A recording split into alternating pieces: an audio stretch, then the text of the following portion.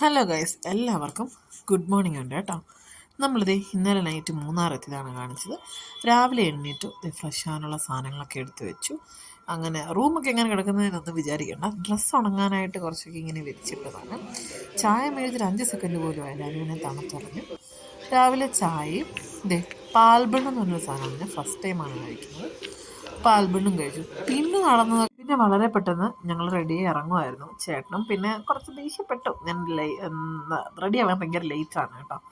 അത് ഞാനല്ല, പുള്ളിക്ക് പിന്നെ ഒരു ടീഷർട്ടും ജീൻസൊക്കെ എടുത്തിട്ടാണ് മതി. നമുക്ക് മോയ്സ്ചറൈസർ, മറ്റേ സൺസ്ക്രീനും സെറം അതൊക്കെ ഇട്ട് നേരം പോകും.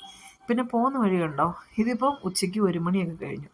എങ്കിൽ പോലും കണ്ടോ, ഒരു വെയിൽ പോലും ഇല്ല, നല്ല കോടയാണ്. നമ്മൾ മൂന്നാറിൽ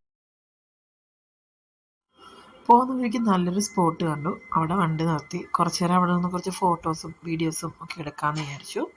ഞങ്ങൾ 3 പേരും പുറത്തിറങ്ങി കേട്ടോ. നല്ല തണുപ്പുണ്ട്, എന്നാൽ പിന്നെ ചെറിയ ചാറ്റൽ മഴ പോലെയുണ്ട്. അങ്ങനെ നമ്മൾ നിൽക്കുമ്പോഴാണ് ഇവിടെ ജീപ്പ് സഫാരി ഉണ്ട്. നമ്മൾ നിൽക്കുന്ന സ്ഥലത്തുനിന്ന് കുറച്ച് ഉള്ളിലേക്ക്, ആ തേയിലത്തോട്ടത്തിൻ്റെ ഉള്ളിലേക്ക് ജീപ്പ് സഫാരി വരുന്നുണ്ട്. അതിന് 7,000 ആണ് ശരിക്കുള്ള എമൗണ്ട് എന്നാണ് അവർ പറയുന്നത്. എനിക്കറിയാൻ പാടില്ല. ഡിസ്കൗണ്ട് എമൗണ്ട് നമുക്ക് 4,500. 2 പാക്കേജ് ഉണ്ട് അവിടെ. 2,500 ഉണ്ട്, 4,500 ഉണ്ട്. നമുക്ക് 4,500 2,500 എടുത്തിട്ട് അത് ചെയ്തു തരാമെന്ന് പുള്ളി പറയുന്നുണ്ടായി. നമുക്ക് പിന്നെ അതിൻ്റെ ആവശ്യമില്ലാത്തതുകൊണ്ട് നമ്മൾ എടുക്കാനായിട്ട് പോയില്ല. പിന്നെ പുള്ളി നല്ല അടിപൊളിയായിട്ട് കുറച്ച് വീഡിയോസും ഫോട്ടോസും ഒക്കെ എടുത്ത് തന്നിട്ടുണ്ടായിരുന്നു കേട്ടോ. അതിലൊരു ക്ലിപ്പ് ഞാനിവിടെ ആഡ് ചെയ്യുന്നുണ്ട്. നന്നായിട്ട് എനിക്ക് ഭയങ്കരമായിട്ട് ഇഷ്ടപ്പെട്ടു കേട്ടോ. പുള്ളി നല്ല അടിപൊളി ഒരു മെമ്പറാണ്. പുള്ളി അവിടെ ഞങ്ങൾക്ക് മാത്രമല്ല, ഞങ്ങൾ അവിടെ നിന്ന് സ്റ്റാർട്ട് ചെയ്ത് ഇങ്ങനെ പോരുമ്പോൾ അവിടെ നിൽക്കുന്ന പലർക്കും പുള്ളി ഇങ്ങനെ ഫോട്ടോസും വീഡിയോസൊക്കെ എടുത്ത് കൊടുക്കുന്നുണ്ടായിരുന്നു. പുള്ളി പണ്ടത്തെ എന്തോ ഫോട്ടോഗ്രാഫറോ കാര്യങ്ങളോ എന്തോ ആണ്. നമ്മൾ പിന്നെ നേരെ പോയത് മാട്ടുപ്പെട്ടി ഡാമിലേക്കാണ്. എന്നിട്ട് ഞങ്ങളവിടെ ചെന്ന് നല്ല തണുപ്പായിട്ട് ചൂട് ചോളം കഴിക്കാൻ തോന്നി. ഞങ്ങൾ ചോളമൊക്കെ കഴിച്ചു. ചോളത്തിന് 150 രൂപയാണ് അവിടെ ചാർജ് ചെയ്യുന്നത്. പിന്നെ നമ്മളൊരു കുട വാങ്ങിച്ചു. 300 രൂപയുടെ നല്ല വലിയൊരു കുട, ഞങ്ങൾക്ക് 3 പേർക്ക് കൂടെ നിൽക്കാൻ പറ്റുന്ന രീതിയിൽ. പിന്നെ കുറച്ച് സ്പോട്ടുകളൊക്കെ കണ്ടു. നല്ല മഴ കൂടിയായിരുന്നു. പിന്നെ കുടയ്ക്കകത്തായതുകൊണ്ട് ഫോൺ പിടിച്ചെല്ലാം എടുക്കാനുള്ള സൗകര്യങ്ങളോ കാര്യങ്ങളോ ഒന്നും ഇല്ലായിരുന്നു. സ്റ്റാൻഡൊക്കെ കൊണ്ടുപോയിട്ട് സ്റ്റാൻഡൊക്കെ പിന്നെയും കൊണ്ടുവെക്കേണ്ടി വന്നു. മഴയൊക്കെ മാറി അത്യാവശ്യം നല്ല കോടയൊക്കെ മാറി. അങ്ങോന്ന് കണ്ടോ, വെള്ളച്ചാട്ടം കാണാൻ പറ്റുന്നത് നല്ല ഭംഗിയാണ് കേട്ടോ. സത്യം പറഞ്ഞാൽ ഫോണിൽ കൂടെ കാണുന്ന അല്ലടോ, നമ്മൾ ഡയറക്റ്റ് കാണുമ്പോഴാണ് അതിൻ്റെ ഒരു ഭംഗി നമുക്ക് ശരിക്കും അറിയാൻ പറ്റുന്നത് കേട്ടോ. നമ്മളങ്ങനെ നേരെ പിന്നെ വേറെ സൈറ്റ്സീയും കാര്യങ്ങളൊക്കെ കാണാൻ, ഇങ്ങനെ മഴയും കോടയൊക്കെ ഉണ്ട്, കൂളായിട്ട് പോകാൻ പറ്റും. നമ്മൾ ഏറ്റവും ടോപ്പിൽ പോയിട്ട് തിരിച്ചിറങ്ങില്ല, അതുകൊണ്ട് പിന്നെ കൂടുതൽ വേറൊന്നും കാണാൻ നിന്നില്ല നമ്മൾ ഇവിടെ. പിന്നെ നേരെ കൊടൈക്കനാലിൽ പോകാമെന്നുള്ള പ്ലാനിങ്ങിലാണ് നമ്മൾ ചെയ്തത്. കാരണം പിന്നെ ഇവിടെ സ്പെൻഡ് ചെയ്യാനൊന്നും ഇല്ല. പിന്നെ അതുപോലെ നല്ല ഓട്ടോ ഉണ്ട് കൊടൈക്കനാലിലോട്ട്. ഇവർ 2 പേരും തന്നെ ഫുൾ ടൈം വണ്ടി ഓടിക്കുമ്പോൾ ഞാൻ വെറുതെ ഇങ്ങനെ ഇരിക്കണേയുള്ളൂ. എനിക്ക് വണ്ടി ഓടിക്കാൻ പഠിക്കുന്നുണ്ടായിരുന്നു. പോകുന്ന വഴിക്ക് ഇവിടെ നിങ്ങൾ ചേർപ്പിനൊന്നും ഓടിക്കാനുള്ള അത്രയും ഇങ്ങനെ ചെറിയ ഷോപ്പുകൾ നോക്കി പോയിക്കൊണ്ടിരിക്കുക കേട്ടോ. ഇപ്പോൾ ടൂറിന് കൊണ്ടുവന്നതാണ്. അവന് തണുപ്പത്ത് ഇറങ്ങാൻ മേലാത്തോണ്ട് അവൻ ബാക്കിലെ സീറ്റിൽ നിന്ന് ചാടി ഫ്രണ്ടിലെ സീറ്റിൽ പോയി. ഒന്ന് തുറന്നേടാ. നീ എന്തിനാണ് മൂന്നാറ് വന്നത് എൻ്റെ കൂടെ? നീ എന്താണ് വണ്ടി ഇറങ്ങാത്തത്? തണക്കണമെന്ന് ഗൈസ്.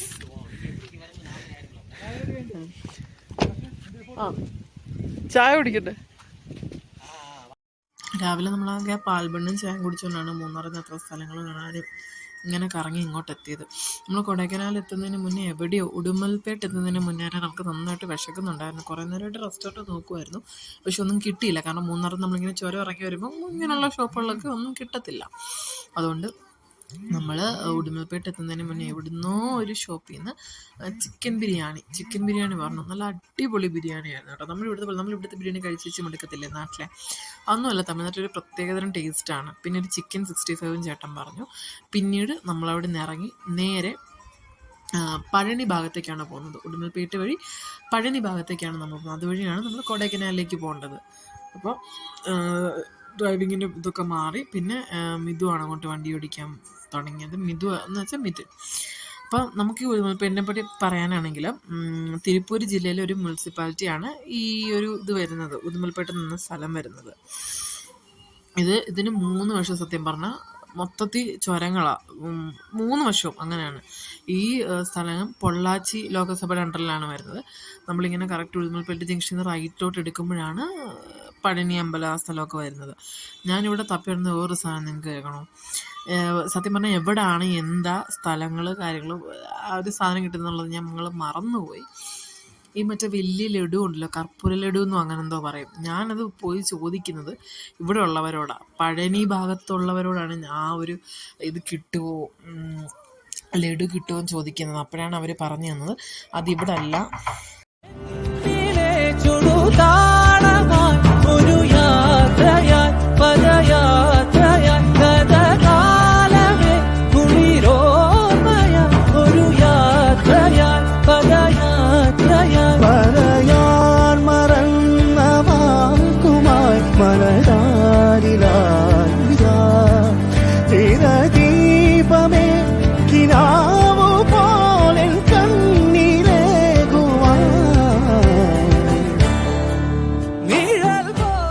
പിന്നെ അതേ വരുന്ന വഴിക്ക് കണ്ടൊരു എന്തോ ഒരു അമ്പലത്തിലെ ഉത്സവത്തിൻ്റെ എന്തോ ഒരു പ്രോഗ്രാമാണ്.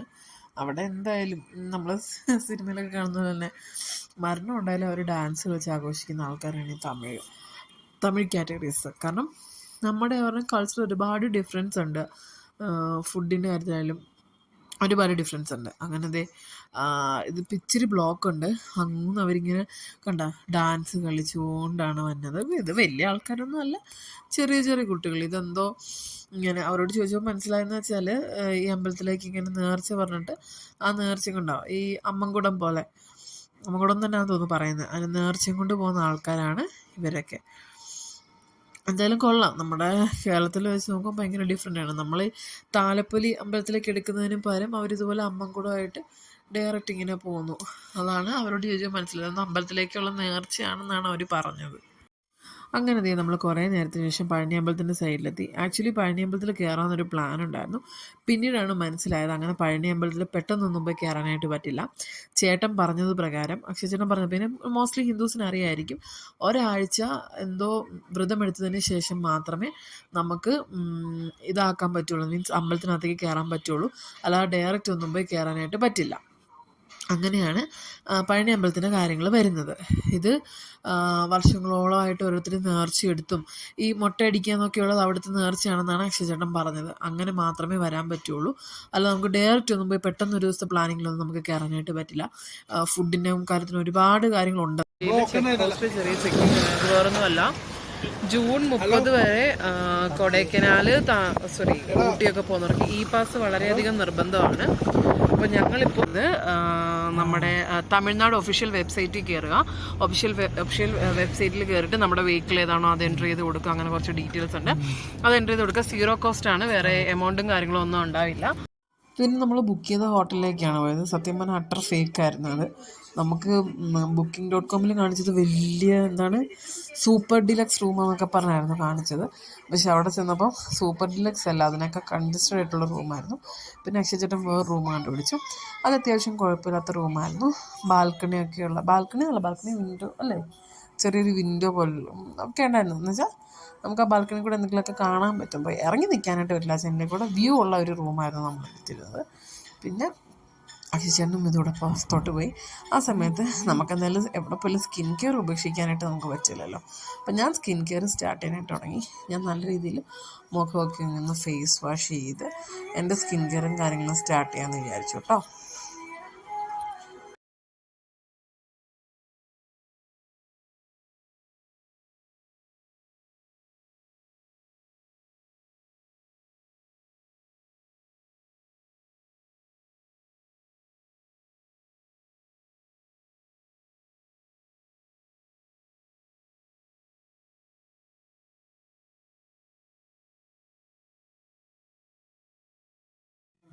പിന്നെ ഞാൻ സിറമൊക്കെ തേച്ച് നമ്മൾ സ്കിൻ കെയർ സ്റ്റാർട്ട് ചെയ്യാൻ തുടങ്ങി. അത്യാവശ്യം ഇപ്പോൾ കുറച്ച് നല്ല പ്രൊഡക്റ്റാണ് ഞാൻ യൂസ് ചെയ്യുന്നത്. ഇതിൻ്റെ റിവ്യൂ ഞാനൊരു 1 മന്തിന് ശേഷമേ പറയുള്ളൂ. ഞാനിപ്പോൾ ന്യൂലി യൂസ് ചെയ്യുന്ന പ്രൊഡക്റ്റ് ഞാൻ ആരുടെ അടുത്ത് റിവ്യൂ ചെയ്തിട്ടില്ല. കാരണം റിസൾട്ട് ഉണ്ടെങ്കിൽ മാത്രം റിവ്യൂ ചെയ്തിട്ടുള്ള കാര്യമുള്ളൂ. എൻ്റെ സ്കിൻ ഓൾറെഡി കുറച്ച് നല്ല രീതിയിൽ ഡാമേജ്ഡ് ആയിരുന്നു. അതിനുശേഷം ഞാൻ എൻ്റെ സ്കിന്നിന് ചേരുന്ന രീതിയിൽ കുറച്ച് പ്രൊഡക്റ്റ് പർച്ചേസ് ചെയ്ത് അത് യൂസ് ചെയ്ത് തുടങ്ങിയായിരുന്നു. വലിയ കുഴപ്പമില്ല. പിന്നെ ലിപ് ബാം ഞാൻ ഇട്ടു. നമ്മൾ അത്യാവശ്യം ഈ തണുപ്പുള്ളടുത്ത് പോകുമ്പോൾ നല്ല രീതിയിൽ നമ്മൾ ഡ്രൈ ലിപ്സ്. ഇപ്പം മെയ് മുതൽ ഞാൻ പുതിയൊരു ഹാബിറ്റ് എന്ന് വേണമെങ്കിൽ പറയാം സ്റ്റാർട്ട് ചെയ്തിട്ടുണ്ട്. Diary writing. ഡെയിലി നടന്ന കാര്യങ്ങളൊക്കെ ഇങ്ങനെ ഡയറിയിൽ ഞാനിങ്ങനെ നോട്ട് ചെയ്ത് വെക്കും. കൂടാതെ എക്സ്പെൻസ് അങ്ങനെയുള്ള കാര്യങ്ങൾ എന്തെങ്കിലുമൊക്കെ ഞാനിങ്ങനെ ഡയറിയിൽ എഴുതി വെക്കും കേട്ടോ. അങ്ങനെ ഞാൻ ഡയറി എഴുതാനായിട്ട് പിന്നെ ഞാൻ കിടന്ന് ഉറങ്ങിയായിരുന്നു കേട്ടോ. ഇത് പിറ്റേ ദിവസം മോർണിംഗ് ഉള്ളൊരു വീഡിയോ ആണ്. രാവിലെ തന്നെ എണ്ണീറ്റു, ഫ്രഷായി, മേക്കപ്പ് സ്റ്റാർട്ട് ചെയ്യാനായിട്ട് പോവാണ്. അതിന് മുന്നേ ചുമ്മാ നിങ്ങളിങ്ങനെ, ഞാൻ പറഞ്ഞില്ലേ വിൻഡോയിൽ കൂടെ സൈറ്റ് സീയിങ് ആണെന്ന്, രാത്രിയാണ് നിങ്ങൾ നന്നായിട്ട് കാണിക്കാൻ പറ്റുന്നത്. വിൻഡോയിൽ കൂടെ നേരെ നോക്കുമ്പോൾ കാണുന്ന ഇങ്ങനെ ചെറിയൊരു വില്ലേജ് പോലത്തെ ഒരു ഇതായിരുന്നു കേട്ടോ.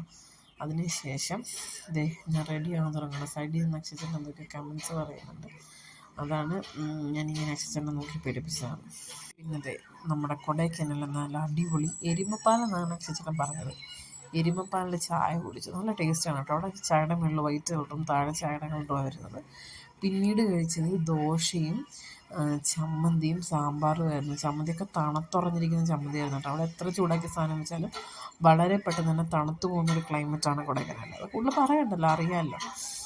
പിന്നെ നമ്മളൊരു പൂരി സെറ്റും കൂടെ പറഞ്ഞിട്ടുണ്ടായിരുന്നു, 2 പൂരി സെറ്റ് കൂടെ പറഞ്ഞിട്ടുണ്ടായിരുന്നു. കാരണം നിങ്ങൾക്കറിയാമല്ലോ, നിങ്ങളിപ്പോൾ കണ്ട് ഇത്രയും നേരം നമ്മൾ രാവിലെ ഫുഡ് കഴിച്ച് കഴിഞ്ഞാൽ പിന്നെ ഉച്ചയ്ക്ക് കഴിക്കാറില്ല. അതുകൊണ്ട് കുറച്ച് ഏറെ പറഞ്ഞു. ഇവനാണെങ്കിൽ പിന്നെ ഒന്നും തിന്നത്തില്ല. ഇവനെ കൊണ്ടുവന്നതേ വൻ ലാഭമായി പോയെന്നാണ് എൻ്റെ ഒരു തോന്നൽ. കാരണം അവന് ഫുഡ് അധികം വേണ്ട, കിടക്കാൻ റൂം വേണ്ട, അങ്ങനെയുള്ള കുട്ടിയാണ് ആ കുട്ടി. പിന്നെ ബ്രേക്ക്ഫാസ്റ്റ് ഒക്കെ കഴിച്ച് നേരെ പോയത് ബ്രയാൻ പാർക്കിലേക്കാണ്. നമ്മൾ ഫസ്റ്റ് ബോട്ടിംഗ് എടുക്കാമെന്നാണ് വിചാരിച്ചത്. അവിടെ ചാർജ് വരുന്നത് എങ്ങനെയാണെന്ന് വെച്ചാൽ, നമ്മൾ ഒറ്റയ്ക്ക് റൈഡ് ചെയ്യാനാണെങ്കിൽ ഒറ്റയ്ക്ക് റൈഡ് ചെയ്യണമെങ്കിൽ എത്ര ചേട്ടാ? 1000 രൂപയാണ് ഒറ്റയ്ക്ക് റൈഡ്. ഹാഫ് ആൻ അവർ 1000 റുപ്പീസാണ്. ബാക്കി 500 അവർ റീഫണ്ട് ചെയ്യും. പക്ഷെ തിരിച്ച് ഹാഫ് ആൻ അവറിനുള്ളിൽ വന്നില്ലെങ്കിൽ അവരെ 1000 രൂപ എടുക്കും. പിന്നെ അതല്ല ഒറ്റയ്ക്ക് പോകാനാണെങ്കിൽ 120 130 അങ്ങനെ എന്തോ ആണ് വരുന്നത്. അതും നമ്മൾ അഡ്വാൻസ് ആയിട്ട് 600 700 എന്തോ പേ ചെയ്യണം. അപ്പോൾ ബാക്കി അവർ ടിക്കറ്റിൻ്റെ എമൗണ്ട് എടുത്തിട്ട് ബാക്കി തിരിച്ച് റീഫണ്ട് ചെയ്ത് തരും. അത്യാവശ്യം നല്ല ക്ലൈമറ്റ് ആയിരുന്നു കേട്ടോ അവിടെ. കാരണം നമുക്ക് ക്ലൈമറ്റ് നല്ലതാണെങ്കിൽ നമ്മൾ അത്യാവശ്യം എല്ലാ കാര്യങ്ങളും എൻജോയ് ചെയ്യാനായിട്ട് പറ്റും. മഴയായി കഴിഞ്ഞാൽ പിന്നെ ഫുള്ള് നാശമായി പോകും നമുക്ക് പോകുന്ന സ്ഥലത്തുനിന്ന്. മൂന്നാറിനെ അപേക്ഷിച്ച് നോക്കുമ്പം കൊടൈക്കനാൽ മഴ ഭയങ്കര കുറവായിരുന്നു. നമുക്ക് അത്യാവശ്യം സ്ഥലങ്ങളും കാര്യങ്ങളും ഒക്കെ കാണാൻ പറ്റും. പിന്നെ മഴ ആയതുകൊണ്ടിട്ട് ക്ലോസ് ചെയ്തിട്ട് കുറച്ച് സ്ഥലങ്ങളുണ്ട്. അതുകൊണ്ടിട്ടുണ്ടായ ബുദ്ധിമുട്ട് മാത്രമേ ഉണ്ടായിരുന്നുള്ളൂ കേട്ടോ. പിന്നെ നമ്മൾ ആ ബ്രയാൻ പാർക്കിൻ്റെ സൈഡിൽ ഞാൻ കുറച്ച് ഷോപ്പിംഗ് കാര്യങ്ങളൊക്കെ ചെയ്തു. നമ്മുടെ പിള്ളേർക്കും എനിക്കും വേണ്ടി കുറച്ച് സാധനങ്ങളൊക്കെ മേടിച്ചു. അത് ഞാൻ പിന്നീട് കാണിച്ചു തരാം. പിന്നെ മിഥുനും അക്ഷയ് ചേട്ടനും മറ്റേ ബോൾ ഇങ്ങനെ ഗൺ ഷൂട്ട് ചെയ്ത് ചെയ്യില്ലേ, അത് 8 എണ്ണം ഒരു റൗണ്ടിൽ 10 എണ്ണമായിരുന്നു. അതിൽ 8 എണ്ണം വീഴ്ത്തിയ ഗിഫ്റ്റായിട്ട് പാവേനെ കിട്ടും. 2 പേര് 8 മൊത്തം 10 20 ബോളിൻ്റെ എടുത്തത്. പക്ഷെ കിട്ടിയത് 5 5 10 ആണ്. 2 പേരും 5 എണ്ണം അക്ഷയ് ചേട്ടനും ഷൂട്ട് ചെയ്തു, 5 എണ്ണം മിഥുവും ഷൂട്ട് ചെയ്തു. പക്ഷെ രണ്ടും സെപ്പറേറ്റ് ആയതുകൊണ്ടിട്ട് നമുക്ക് ടെഡി ബിയറിനെ കിട്ടില്ല. അത് ഒരുമിച്ച് ഒറ്റ ഇതിൽ 8 എണ്ണം ഷൂട്ട് ചെയ്ത് ഇടുമായിരുന്നെങ്കിൽ നമുക്കൊരു ടെഡി ബിയറിനെ കിട്ടിയേനെ. പക്ഷെ 2 പേരും പറയുന്നത് ആ മേളിലെ ഭാഗത്ത് വെച്ചേക്കുന്ന ബലൂണിൽ അതിങ്ങനെ ഷൂട്ട് ചെയ്യുന്ന സമയത്ത് തട്ടി കൊണ്ടിട്ടിങ്ങനെ തെറിച്ച് തിരിച്ച് വരുമെന്നതാണ്. അതിനകത്ത് വെള്ളം നിറച്ച് വെച്ചേക്കുന്ന പോലെ നമുക്ക് ഫീൽ ചെയ്തു. കറക്റ്റ് അത് ജെനുവിനായിട്ട് തോന്നിയില്ല ചില ബലൂൺസ്. പക്ഷേ അതേസമയം ഒരു താഴ്ഭാഗത്ത് കോൺസെൻട്രേറ്റ് ചെയ്ത് ഷൂട്ട് ചെയ്യുമ്പം മിക്കതും പൊട്ടുന്നുണ്ടായിരുന്നു. ഇവർ ആദ്യമേ മേളിൽ നിന്ന് ഷൂട്ട് ചെയ്ത് വന്ന് പിന്നെ കുറച്ച് കഴിഞ്ഞാണല്ലോ നമുക്കിത് ട്രാക്കായി വരുന്നത്. ആ ട്രാക്കായി വന്ന സമയത്തേക്കും 3/4 കഴിഞ്ഞായിരുന്നു. പിന്നെ 5 വെച്ചാണ് അവർക്ക് കിട്ടിയത്. കുഴപ്പമില്ല, ഇങ്ങനെ ചെടി കിട്ടിയതിൽ സങ്കടമല്ല പോയി. കാരണം എന്താ പറയുമ്പോൾ അത്രയും ഒരു ഷൂട്ട് ചെയ്തില്ലേ, അതിൻ്റെ ഒരു ഹാപ്പിനെസ് ഉണ്ടായിരുന്നു. പിന്നെ നമ്മൾ അടുത്തായിട്ട് പോയത് കോക്കസ് വാക്കിലേക്കാണ്. അണ്ണനും തമ്പിയും കൂടെ നടന്നു പോകുന്നുണ്ട്. ഞാൻ അതിൻ്റെ പുറകിൽ പോകാമെന്ന് വിചാരിച്ചു. കോക്കസ് വാക്കിൽ വേറൊന്നുമില്ല, അത് പേര് പോലെ തന്നെ ജസ്റ്റ് വാക്ക് ചെയ്യാൻ പറ്റുന്ന സ്ഥലമാണ്. പക്ഷെ നല്ല കോട കയറി വരുന്നുണ്ടായിരുന്നു. അവിടെ കാണാൻ നല്ല ക്യൂട്ട് ഫ്ലവേഴ്സും ഉണ്ടായിരുന്നു കേട്ടോ. സൈഡിലെല്ലാം ഇങ്ങനെ വരമ്പ് വെച്ചേക്കുവാണ്. നമുക്ക് അതിൻ്റെ അടുത്ത് ഓവറായിട്ട് പോയി നിൽക്കാൻ പറ്റില്ല. നമ്മളിങ്ങനെ പോയി നിൽക്കുമ്പോഴത്തേക്കും അവർ നമ്മളെ മാറ്റി നിർത്തുന്നുണ്ട് കണ്ടോ. നല്ല അടിപൊളി കോടമഞ്ഞാണ്. നല്ല സ്ഥലമായിരുന്നു കേട്ടോ. ഈ വീഡിയോ ഷൂട്ട് ചെയ്തത് ആരാണെന്ന് നിങ്ങൾക്കിപ്പോൾ മനസ്സിലാക്കണം. ഇത്രയും ക്ലിയറും ക്ലാരിറ്റി ഇല്ലാത്ത വീഡിയോ ഷൂട്ട് ചെയ്തത് ഞാനല്ല, അക്ഷയ് ചേട്ടനാണ്. അതുകൊണ്ട് നിങ്ങൾക്ക് ബ്ലറായിട്ടായിരിക്കും കാണാൻ പറ്റുന്നത്. എൻ്റെ ഭാഗത്ത് തെറ്റല്ല, ക്ഷമിക്കുക. പിന്നെ അക്ഷയ് ചേട്ടൻ കുറച്ചിങ്ങനെ കണ്ടോ മോണാക്റ്റൊക്കെ കാണിച്ച് ഞാൻ കുറേ വീഡിയോസൊക്കെ എടുത്ത് കൊടുത്തുകൊണ്ടിരിക്കുമായിരുന്നു. പിന്നെ നമ്മളിങ്ങനെ നടന്ന് കുറച്ച് മേളിലോട്ട് ഇങ്ങനെ പോകണം കേട്ടോ. നടക്കാൻ കുറേ ഉണ്ട്. അങ്ങനെ നടന്ന് നമുക്ക് മേളിലോട്ട് കയറാൻ പറ്റുമെങ്കിൽ മാത്രമേ നമ്മൾ ആ റിസ്ക് ഏറ്റെടുക്കാവുള്ളൂ. കാരണം ഏജ്ഡായിട്ടുള്ളവരൊക്കെ നമ്മളോട് വരുന്നുണ്ടെങ്കിൽ അവരെയും കൊണ്ടൊക്കെ പോകുന്നത് കോക്കസ് വാക്കിൽ റിസ്ക്കാണ്. കാരണം ഏറ്റവും മേളിൽ കയറണം. പിന്നെ കുഞ്ഞുങ്ങളായാലും ശരി നമ്മൾ സൂക്ഷിച്ച് വേണം കൊണ്ടുവരേണ്ടത്. പിന്നെ കുറച്ച് ഇതുപോലുള്ള കുറച്ച് ഐറ്റംസും കാര്യങ്ങളൊക്കെ കണ്ടു. ഞാൻ അതിൽ നിന്നും കുറച്ച് സാധനങ്ങളൊക്കെ വാങ്ങിച്ചു. അത് ഞാൻ പിന്നീട് ഒരുമിച്ച് നിങ്ങൾക്ക് കാണിച്ചു തരാം ഞാൻ എന്തൊക്കെയാണ് വാങ്ങിച്ചതെന്ന് ഉള്ളത്. പിന്നെ ഇത് ഇങ്ങനെ പണ്ടത്തെ നമ്മുടെ സ്വീറ്റ്സ് ഇല്ലേ, ഞാൻ കഴിക്കാത്ത കുറേ സ്വീറ്റ്സ് ഉണ്ടായിരുന്നു കേട്ടോ. അതൊരു ചേച്ചി ഇങ്ങനെ ഒരു ഷോപ്പിൻ്റെ സൈഡിൽ ഇങ്ങനെ സെല്ല് ചെയ്യുന്നുണ്ടായിരുന്നു. ഞാനപ്പോൾ കുറച്ച് സാധനങ്ങളൊക്കെ അവിടെ നിന്ന് വാങ്ങിച്ചു. മറ്റേ കുറച്ച് ചോക്ലേറ്റ്സ്. പിന്നെ അത് കഴിഞ്ഞിട്ട് അവിടെ തെറ്റാലി ഉണ്ട്. പണ്ട് നമ്മളിങ്ങനെ അറിയത്തില്ല തെറ്റാലി എന്താണെന്ന്. നിങ്ങളുടെ നാട്ടിലൊക്കെ എന്താ അതിനെ പറയുന്നതെന്ന് എനിക്കറിയത്തില്ല. തെറ്റാലി എന്നാണ് ഞങ്ങളുടെ നാട്ടിൽ പറയുന്നത്. അക്ഷയചേട്ടൻ ലാസ്റ്റ് എടുത്ത സാധനത്തിന് പറയുന്നത് എന്താണ്? ഇങ്ങനെ നിങ്ങളുടെ നാട്ടിൽ എന്താണ് അതിന് പറയുന്നത്? തെറ്റാലിക്ക് മറ്റേ റബ്ബറും കൊണ്ട് ഇങ്ങനെ വലിച്ച് കല്ല് വിട്ട് അക്ഷയചേട്ടൻ്റെ നാട്ടിൽ, അതായത് ഫോട്ടോ വെച്ച് മട്ടാഞ്ചേരി സൈഡിൽ അതിനെ പറയുന്നത് ബെൽബറ്റ് എന്നാണ്. നമ്മുടെ നാട്ടിൽ എന്തായാലും തെറ്റാലി എന്നാണ് പറയുന്നത്. അക്ഷയചേട്ടൻ അവിടെ നിന്ന് സൈഡിൽ കിടന്നൊരു കല്ലെടുത്ത് ഇങ്ങനെ വലിച്ച് ഇങ്ങനെ കാണിച്ചുകൊണ്ടൊക്കെ ഇരിക്കുന്നതാണ്. പക്ഷെ ഞാൻ വിചാരിച്ചു അക്ഷയചേട്ടൻ അത് മേടിക്കുമെന്ന്. അക്ഷയചേട്ടൻ്റെ പ്ലാനിങ് എന്താണെന്ന് വെച്ചാൽ ബൂബുവിനെ എറിഞ്ഞ് വീഴ്ത്തുക എന്നുള്ളതായിരുന്നു ആ സാധനം മേടിച്ചത്. അതുകൊണ്ട് നമ്മളത് ക്യാൻസൽ ചെയ്തു. അക്ഷയചേട്ടൻ അത് മേടിപ്പിച്ചില്ല. കാരണം ലാസ്റ്റ് അത് ബൂബുവിന് മിഠായിക്ക് ആലും കഴിച്ചിട്ടുണ്ടോ? സിഗരറ്റ് മിഠായി, കോയിൻ മിഠായി. ഇത് മിഠായിയുടെ പേര് എനിക്കറിയത്തില്ല. ഇതെന്തോ വേറെ മിഠായി. ഈ മിഠായിക്കെല്ലാം പണ്ട് കഴിച്ചിട്ടുണ്ടോ? സിഗരറ്റ് മിഠായി, കോയിൻ മിഠായി. ഈ 2 മിഠായിയുടെ പേര് എനിക്കറിയത്തില്ല. നമ്മളിപ്പോൾ മേടിച്ചാട്ടോ ഇവിടുന്ന് കണ്ടിട്ട്. വിഷമമുള്ളൊരു കാര്യം എന്താണെന്ന് വെച്ചാൽ നമ്മൾ മെയിനായിട്ട് ഗുണ കേവിൽ പോകാനായിട്ടാണ് വന്നത്. എന്ത് പറ്റി? ഗുണ കേവ് ക്ലോസ്ഡ് ആണ്. ഹെവി റെയിൻ കാര്യങ്ങളൊക്കെ ആയതുകൊണ്ട് അവർ ക്ലോസ് ചെയ്തിട്ടു. കാരണം ഗുണ കേവിൽ ബ്ലാക്ക് കളർ സോയിലാണ് വരുന്നത്. ആ സോയിൽ ഭയങ്കര സ്ലിപ്പറിയാണ്. അതുകൊണ്ട് നമ്മൾ ഭയങ്കര ഡേഞ്ചറസ് ആണ് ഈ സമയത്ത് അവിടെ പോകുന്നതുകൊണ്ട് ഗുണ കേവ് ക്ലോസ് ചെയ്തിട്ടേക്കാനാണ്. എനിക്കതിൻ്റെ നല്ല രീതിയിലുള്ള സങ്കടമുണ്ട്. ഞാൻ മെയിനായിട്ട് ഗുണ കേവ് കാണാനാണ് വന്നത്. പുറകെ നിന്ന് ആരും വലിക്കുന്നുണ്ടെങ്കിൽ അത് മൈൻഡ് ചെയ്യണ്ട. അപ്പോൾ നമുക്കത് കാണാൻ പറ്റില്ല. നമുക്ക് അടുത്ത സ്ഥലത്തേക്ക് പോവാം. ഇപ്പം വേറെ കുറച്ച് സ്പോട്ടുകളുണ്ട്, അപ്പോൾ അത് നിങ്ങൾക്ക് കാണിച്ചു തരാം കേട്ടോ. പിന്നെ നമ്മളിവിടെ നിന്ന് നേരെ പോയത് റോസ് ഗാർഡനിലേക്കാണ്. റോസ് ഗാർഡനിൽ നമുക്ക് അല്ലാതുള്ള എൻട്രി ടിക്കറ്റ് 30 റുപ്പീസോ എന്തോ ആണ് ഇങ്ങനെ പോകാനായിട്ട്. നമ്മളല്ലാതെ വാങ്ങിച്ചത് നമുക്കിങ്ങനെ ജീപ്പ് എടുത്തിട്ട്, അതായത് 2.5 കിലോമീറ്റർ ഉണ്ട് മൊത്തം. ഇത് 2.5 കിലോമീറ്റർ മൊത്തം നമ്മൾ നടന്ന് കണ്ടുവരിക എന്നുള്ളത് പോസിബിൾ അല്ല. കാരണം ഒരുപാട് ദൂരമുണ്ട്. നമ്മളൊരുപാട് ടൈമും വേസ്റ്റായി പോകും. കാരണം നമുക്ക് അടുത്തടുത്ത ഡെസ്റ്റിനേഷൻ കവർ ചെയ്യണ്ടേ. അതുകൊണ്ട് ഞാനും അക്ഷയചേട്ടനും ഇതിവിടെ വന്നില്ല. ഞാനും അക്ഷയചേട്ടനും ഇറങ്ങിയിട്ട് 40+40 80 റുപ്പീസ് കൊടുത്തിട്ട് നമ്മളിതേ റോസ് ഗാർഡൻ കാണാനായിട്ട് വണ്ടി കയറി. ഞങ്ങൾക്ക് അത്യാവശ്യം നല്ല പ്രൈവസി ഉണ്ടായിരുന്നു. വേറെ ആരും ഇല്ലായിരുന്നു കേട്ടോ, ഞങ്ങളായിട്ട് മാത്രമേ ഉള്ളായിരുന്നു. പക്ഷേ ഈ സ്ഥലം നമ്മൾ ഒട്ടും മിസ് ചെയ്യരുത് എന്ന് പറയുന്ന സ്ഥലമാണ്. നല്ല അടിപൊളി സ്ഥലമായിരുന്നു റോസ് ഗാർഡൻ. കണ്ടതിൽ അക്ഷയചേട്ടനായാലും കുറച്ചുകൂടി ഇഷ്ടപ്പെട്ട സ്ഥലം ഇതായിരുന്നു കേട്ടോ.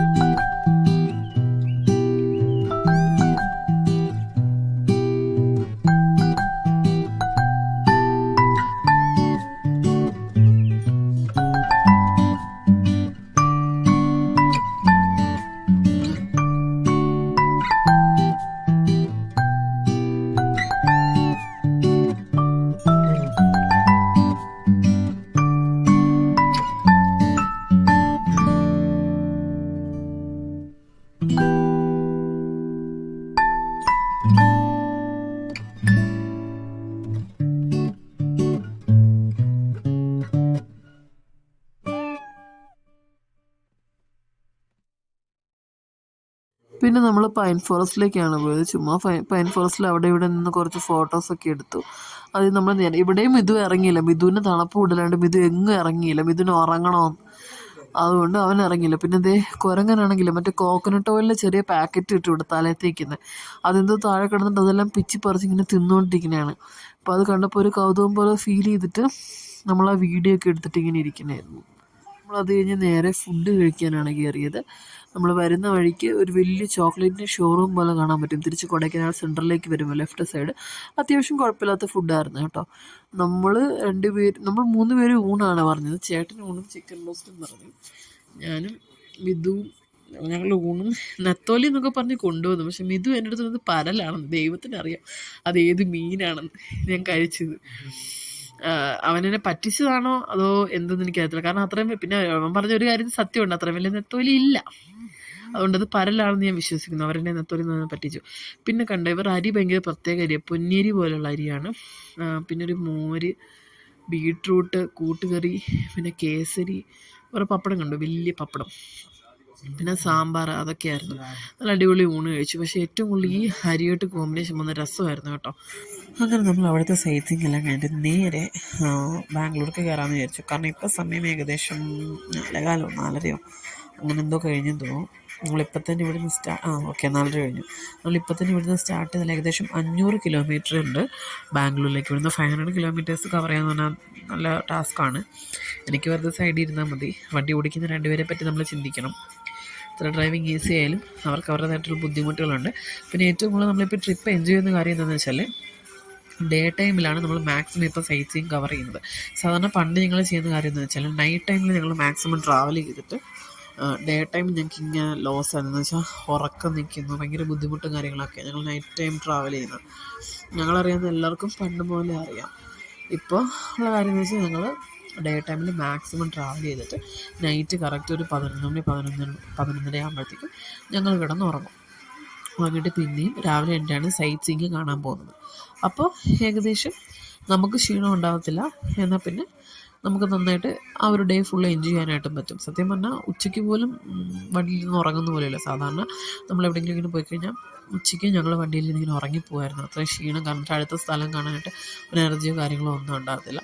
നമ്മൾ പിന്നെ പോയത് ATM കാരണം ഇനി അങ്ങോട്ട് റേഞ്ചും കാര്യങ്ങളൊന്നും ഉണ്ടാകില്ല. ഒരു വെള്ളം പോലും മേടിക്കണമെങ്കിൽ ഭയങ്കര പാടാണ്. അതുകൊണ്ട് നമ്മൾ ഫസ്റ്റ് തന്നെ ATM പോയിട്ട് കുറച്ച് ക്യാഷ് എടുത്ത് കയ്യിൽ വെച്ചു. ഇത് നമ്മൾ ഇവിടുന്ന് കൊടൈക്കനാലിൽ നിന്ന് ബാംഗ്ലൂരിലേക്കുള്ള റൂട്ട് കയറാണ്. നമ്മൾ സേലം വഴിയാണ് ബാംഗ്ലൂർക്ക് പോകുന്നത്. അത്യാവശ്യം നല്ല അടിപൊളി ക്ലൈമറ്റായിരുന്നു അങ്ങോട്ട് ഇറങ്ങുന്ന നേരം. നല്ല കോടയും കാര്യങ്ങളൊക്കെ ഉണ്ടായിരുന്നു.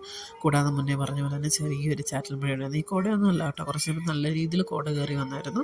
പിന്നെ നമ്മൾ പാട്ടൊക്കെ ഇടേണ്ടത് കൊണ്ടിട്ട് ഞാൻ വീഡിയോസ് കുറച്ചേ കവർ ചെയ്ത് വെച്ചിട്ടുള്ളൂ. കാരണം പാട്ടിട്ട് ആ ഒരു ഫ്ലോയിൽ ഇങ്ങനെ പോയി വണ്ടിക്കകത്ത് സൈലൻസ് വരുമ്പോൾ എന്തോ പോലെയാണ്. അങ്ങനെ സ്ട്രെയിറ്റ് റോഡ് എത്തി.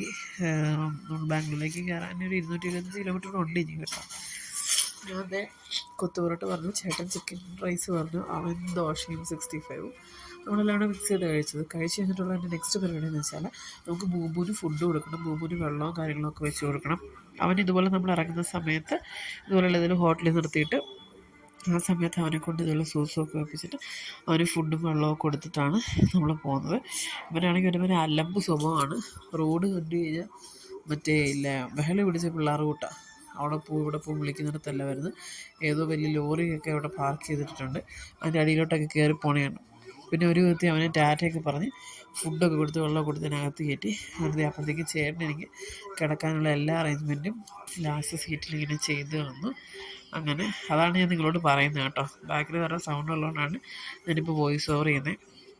അപ്പോൾ ആ കുട്ടിയും കമ്പിളിയെല്ലാം എടുത്തിട്ടാണ് വന്നത് കിടക്കാനായിട്ടേ. അതെല്ലാം സെറ്റ് ചെയ്താന്ന്. ചേട്ടനും സീറ്റൊക്കെ ചാരിയിട്ടിട്ട് ചേട്ടനും കിടക്കാനൊക്കെയുള്ള തയ്യാറെടുപ്പിലാണ്. അങ്ങനെ എന്നാൽ ബാക്കി നമുക്ക് ബാംഗ്ലൂരിൽ ചെന്നിട്ട് നാളെ കാണാം കേട്ടോ.